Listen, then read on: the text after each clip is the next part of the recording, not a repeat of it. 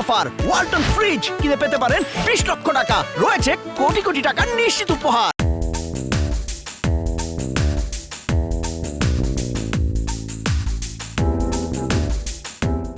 মাঠের লড়াইটা সাময়িক সময়ের, কিন্তু যেটা দীর্ঘ সময়ের লড়াই, যেটা সার্বজনীন লড়াই, সেটা হচ্ছে সাংস্কৃতিক লড়াই। এই সাংস্কৃতিক লড়াইটা ফারুকী ভাইরা করে আসছিলেন এবং আমাদেরকে কিছুটা হলেও যতটা ওই সময়ে পারা যায় আমাদেরকে দেখানোর চেষ্টা করেছেন, বোঝানোর চেষ্টা করেছেন। থাকে না যে দেখানো একটা কিন্তু মেসেজ দেওয়া আরেকটা, এটা আমরা পেয়েছি।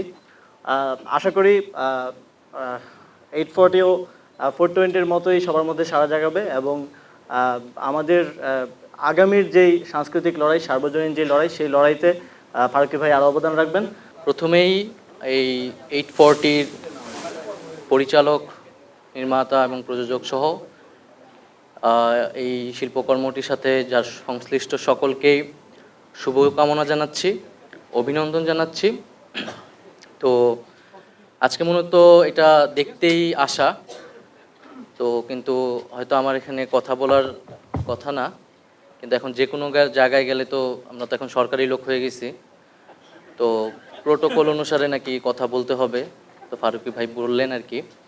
তো আমার তো আসলে এখানে অনেক অভিজ্ঞ লোকেরা রয়েছেন, সংস্কৃতি জগতের লোকেরা রয়েছেন, তাদের একটা দীর্ঘ অভিজ্ঞতা আছে বাংলাদেশের সিনেমা এবং সংস্কৃতি নিয়ে। তো আমরা তো 420 দেখেছি, আমার যতটুকু মনে পড়ে 7-8-এর সময় এটা ওই সময় রিলিজ হয়, যদিও আমাদের তখন অত বোঝার বয়স হয় নাই বা পরবর্তীতে দেখেছি। তো আমরা সবসময় খুব সহজ সিম্পল কথাটা যেটা আমরা প্রত্যাশা করি একজন শিল্পী, একজন সাহিত্যিক বা একজন পরিচালক, তার কাজ সমাজের বাস্তবতাটা আসলে তুলে ধরা। তো আমরা আসলে বিগত যে আমরা বলতেছি যে একটা ফ্যাসিবাদী সময় আমরা পার করলাম, সেই সময় আসলে আমাদের শিল্পী, সাহিত্যিক বা আমাদের সিনেমায়, আমাদের সাহিত্যকর্মে আসলে কতটুকু সেই সমাজ বাস্তবতাটা ফুটে উঠেছিল, এটা আমাদের এখন আসলে একটা গবেষণারও বিষয়। আমরা হয়তো অনেক কথা বলতে পারিনি, অনেক না বলা কথাগুলো রয়ে গিয়েছে।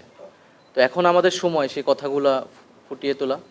এবং ফারুকী ভাইকে আরও অনেক ধন্যবাদ এবং এই সিনেমার সাথে সংশ্লিষ্ট সকলকেই, যে এই সিনেমাটা আমাদের 5ই আগস্ট ঘটেছে, বিজয় ঘটেছে, এখন হয়তো আমরা অনেক কিছু বলার সুযোগ তৈরি হয়েছে, কিন্তু এই সিনেমাটা 5ই আগস্টের আগেই তৈরি হয়েছে, এটার প্রক্রিয়া শুরু হয়েছে এবং 5ই আগস্ট না হলেও হয়তো এটা রিলিজ হতো বা হওয়ার উদ্যোগ নেওয়া হতো, পারত কি পারতো না সেটা হয়তো আমরা বুঝতে পারি। সরকারের উদ্যোগে এটা সম্ভব হয় না, সরকার হয়তো উদ্যোগ নেবে, কিন্তু যারা সংস্কৃতি, শিক্ষা এবং সাহিত্য জগতের লোক রয়েছে তাদের কাছে আমাদের আহ্বান থাকবে, যেই আসিফ মাহমুদ যে সাংস্কৃতিক লড়াইয়ের কথা বললেন এবং সেই একটা আমাদের যেরকম একটা আপরাইজিং হয়েছে, আমাদের এরকম মনোজগতেও, সাংস্কৃতিক জগতেও আরও আপরাইজিং প্রয়োজন আসলে।